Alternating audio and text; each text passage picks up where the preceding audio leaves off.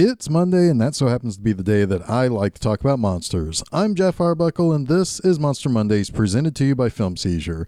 You can catch new episodes of Film Seizure with myself and Jason Oliver on Wednesdays, but Mondays are for me to talk about monster movies. Spiders. They suck. No, really, they suck the blood and life essence from the things they get caught in their webs and stuff, but they also kind of blow, too. For anyone who knows me, they know I am terribly arachnophobic. I fucking hate spiders. Bad. I know that they're good for killing pests and especially good for a garden, but if that's your thing, I will not be around to help you do your garden shit. Me? I prefer praying mantises. Those guys are pretty awesome. They even look intelligent when they have those little beady eyes that pierce your soul when they stare at you. Naturally, like most creepy crawlies, the 50s turned tarantula is one of the worst of spiders in my book into a giant creature wrecking a town. Ants, praying mantises, killer shrews, giant leeches. If you don't think a spider would be involved in this giant monster party, you'd be kidding yourself. Now, Tarantula was a Universal monster movie. But this was after the real end of the true classic monster cycle. Sure, Gilman is still running about at the same time, but Universal was getting into the atomic age of monsters. And it was a new world, and science could conceivably be making monsters all over the place at any moment. Tarantula was directed by Jack Arnold, who directed some well-known sci-fi flicks like It Came from Outer Space, The Incredible Shrinking Man, and even Creature from the Black Lagoon. In fact, just a few years before he was making these science fiction movies, he made a documentary about the working conditions of the early 20th century called With These Hands, and it ended up getting nominated for a Best Documentary Feature Oscar. Arnold would work relatively regularly on films through the 50s and 60s and on television series in the 70s and into the 80s before passing away in the early 90s. What makes Tarantula kind of an interesting flick in comparison to other giant monster movies, the scientist behind the giant creatures seen in the movie was actually kind of well-intentioned and not a madman or a mad scientist looking for revenge or world domination. There are a few other items of note about this movie too. While Revenge of the Creature, which was another Jack Arnold movie that came out the same year, and by the way, we will be looking at that pretty soon. While that would be Clint Eastwood's on-screen debut, Tarantula would be his second. And in this, he plays the leader of a jet squadron that attacks the tarantula towards the end of the movie. The last thing of note here that I'd like to point out is that Tarantula and its lead, Leo G. Carroll, is immortalized in the theme song for the Rocky Horror Picture Show. That song, which is called Science Fiction Double Feature, has the line, "I know Leo G. Carroll was over a barrel when Tarantula took to the hills." Now, of course, King Kong and the Invisible Man were also mentioned in that song, but for a movie that came from a time in which many giant creature movies were often overlooked or plain forgotten due to crappy effects, crappy story, or crappy acting, between doing fairly well at the box office and fairly good critical reaction, and then for it to be name dropped in the theme song to one of the most beloved oddball musicals ever, well, Tarantula kind of deserves it. All right, so how does the movie start? Well, it starts with a disfigured man roaming through the Arizona desert in his PJs. He collapses and dies. Dr. Hastings, played by John Agar in one of his many, many 50s monster movies, is called in by the sheriff to examine the body. And the man is identified as Eric Jacobs. Jacobs is a biologist who works with a scientist named Dr. Deemer, who is played by Leo G. Carroll. The main concern that Hastings has is that the dead man appears to have been inflicted with acromegaly, which is a disease that is caused by too much growth hormones in the body after growth should have naturally stopped. But it takes years to produce a deformity. Deemer, on the other hand, confirms that it was indeed the disease. But Deemer's a bit strange about this. He seems to want this to be an open and shut case. He doesn't want an autopsy. He's already signed the death certificate, and he's ready to get Jacobs buried and kind of forgotten. Deemer returns to his residence where he has his lab with a serum that is used to basically enhance growth, and they're basically supercharged proteins and such. Now, he's grown large mice, he's got a huge hamster, and he has a super huge tarantula that seems really pissed off and desperate to get out of its cage. Now, another guy with the similar deformities as Jacobs attacks Deemer and smashes the tarantula's cage open, and the tarantula just kind of casually leaves as the lab burns, and the deformed man injects Deemer with the same growth stuff that he's been giving these animals, and that man ends up dying.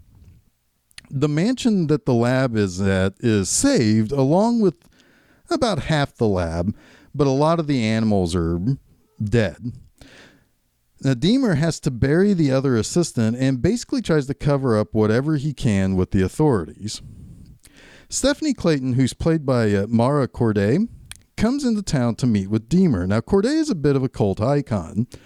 Corday was a dancer and a showgirl, and she became an actress and had several small parts until Tarantula. Afterwards, she had some relative fame. Later, she got to play a diner waitress in the scene that ultimately leads up to Dirty Harry saying, "Go ahead, make my day." And she was in a few movies with Clint Eastwood. But in 1958, she became a playmate in the October 1958 issue of Playboy. Hastings takes Stephanie to Deemer's home, and considering all his assistants have gotten a bad case of the lumps and a really bad case of the death, Stephanie says she can help the doc out. Meanwhile, the tarantula is getting much, much bigger. At Deemer's lab, he explains what his studies are for. His serum is a food substitute, and he kind of says that, if medicine has done well to expand life expectancy, but if that's the case, then overpopulation is going to be a really big problem. So his serum is meant to supplement the potential shortage of food. Hastings is curious how the synthesis works, and it turns out that Deemer's been using a radioactive isotope. Over the days, Stephanie, who's now being referred to by her nickname Steve, learns a considerable amount from Deemer and gets pretty cozy with Hastings. They go look at some rocks, more or less placed there by a receding ocean, and they are nearly crushed by an avalanche of boulders. Not sure what caused the landslide to nearly fall on them. We see that it was actually that dastardly tarantula. And Steve takes Hastings to see a 6-day-old rabbit that is now in full maturity. And that rabbit is now pretty gigantic. A baby mouse that was injected just that morning is now the size of a large rat. Steve is rather concerned, and Hastings is actually kind of confused about all of this. And Deemer is suspicious of what Hastings is witnessing. Also, Deemer, who has now an arm situation, that second deformed dude injected him with that growth serum, so his face is getting a little funky too. Now, a farmer calls the sheriff about his cows getting picked clean of their flesh, and he and Hastings go out and don't really have an answer for what's been killing the cattle, but that night, surprise, surprise, it's the tarantula eating the old farmer's animals. However, the spider is a bit peeved about the farmer involving the fuzz, so he eats the old man. He keeps getting bigger and makes his way down the highway to toss cars around and just create general havoc. The tarantula is leaving something of a signature behind after each attack as well, big pools of this white goop. When Hastings takes a look, he figures out that it might be something similar to an insect's venom. Deemer's face is really starting to slide off his skull as the acromegaly kind of kicks into high gear. And he comes clean with Hastings and Steve to explain that his two assistants were impatient with their studies and with the experiment, so they injected themselves while Deemer was away. In just 4 days' time, they were both insane and dead. When Deemer explains that he had a giant tarantula, Hastings starts piecing it together that the goop is venom. And he takes that stuff to a biologist, and he says it is from a tarantula, but that the amount that Hastings brought was more than 100 tarantulas could produce. Of course, tarantulas are so fearless and be able to hold their own against almost any predator, make one thousands of times the size of it that it should normally be, and all of a sudden you have yourself the deadliest creature to ever walk the earth. And speaking of a spider, many thousands of times larger than it should be, it's on the rampage. It attacks the mansion where Steve and Deemer is at, and Steve is able to escape, but Deemer is killed. And the authorities are now aware of the giant tarantula. They do try to blow him up with some dynamite, but he just basically walks through that shit like it was nothing. The Air Force comes in, led by Clint Eastwood, and they try to bomb the tarantula. And it doesn't really do anything. However, napalm, and a whole lot of napalm, does the trick, and the town is going to be having tarantula ribs for dinner tonight. All right, so let's get to my 3 things that I like about Tarantula. First, I really do appreciate the special effects this movie employs. While at times it seems awfully cheesy, but at the time it was actually pretty cutting-edge stuff. Real animals were filmed in a way that allows for them to be superimposed into the film. So when it is possible to show the tarantula in a farther off shot, it's pretty effective. Close-ups of the spider use miniatures and some marionette-like puppetry. Now, my second like is something that is rather timely to a certain extent. As I had mentioned earlier, Deemer's goals are not nefarious. He's got some altruistic motives for making this agent that will cause stuff to get super big.